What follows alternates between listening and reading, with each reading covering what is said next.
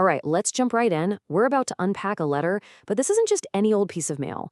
We're talking about an urgent, high stakes message sent almost 2,000 years ago to a community that was, well, basically on the brink. I mean, think about it. It's packed with intense encouragement for people who are really suffering. It's got some pretty wild, mind-bending prophecy and a really stern warning to get your act together. So yeah, this is Second Thessalonians, and we're going to break it all down. You see, the community in Thessalonica was getting hit from all sides. They were dealing with not one, not two, but three major crises all at the same time. And the first one, it was coming from the outside, and it was brutal. I'm talking about serious, intense persecution. But here's what's so wild, and what Paul points out right away. You'd think they'd be falling apart, right? He knows they're going through these awful persecutions and trials. But in the very next breath, he's actually bragging about them. He's telling other churches how their faith is growing more and more, how amazing their perseverance is. And get this, their love for each other isn't just surviving, it's increasing because of all the pressure. That's just incredible. So that really begs the question, right? If you're in that situation, if you're being targeted just for what you believe, what can a letter actually do? I mean, what could Paul possibly say that would make a real difference and keep them from giving up?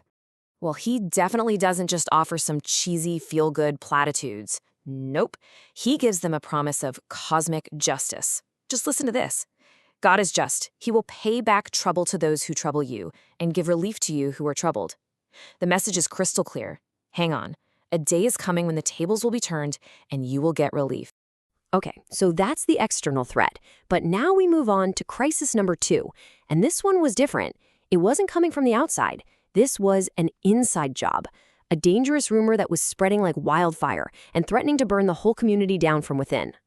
And this wasn't just some silly gossip. The text says this rumor was making people easily unsettled or alarmed. I mean, it was shaking them to their core, really messing with the foundation of their faith. So what was it?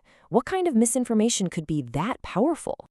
Here it is. The rumor was that the day of the Lord has already come.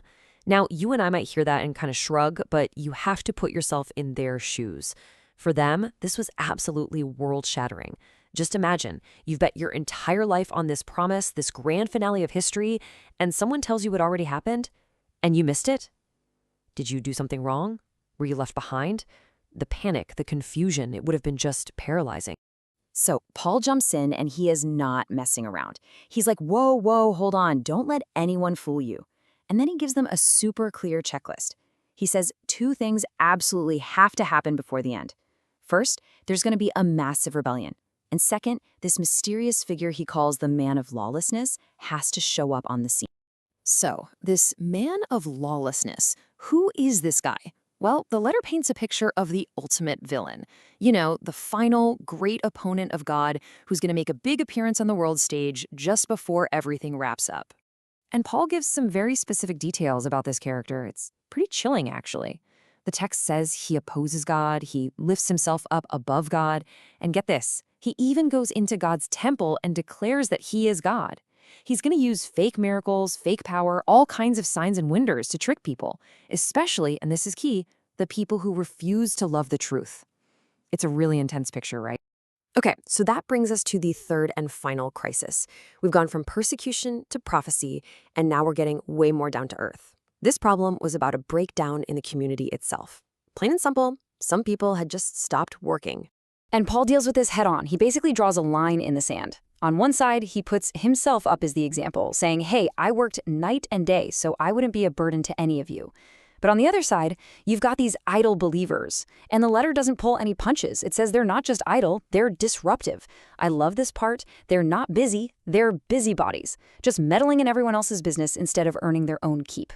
And his final word on this is probably one of the most famous and blunt lines he ever wrote.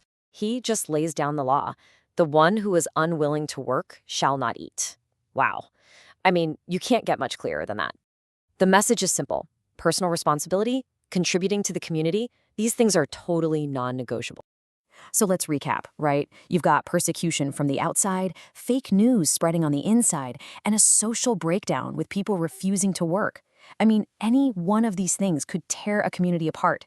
So, with all that coming at them, what was Paul's one overarching piece of advice? It really all boils down to two simple but incredibly powerful words. His core message was just this: stand firm. And that's the anchor for this whole letter. He says, "So then, brothers and sisters, stand firm and hold fast to the teachings we passed on to you." It was the solution for everything they were facing. When you're being persecuted, stand firm in your faith. When you hear crazy rumors, stand firm on the truth you already know. When people around you are causing chaos, stand firm in your own responsibilities. And that really leaves us with something to think about, doesn't it? I mean, this letter is 2,000 years old, but those problems, persecution, misinformation, community breakdown, they sound pretty familiar. So the big question for us is, how does this ancient advice on how to handle all that apply to the world we're living in right now?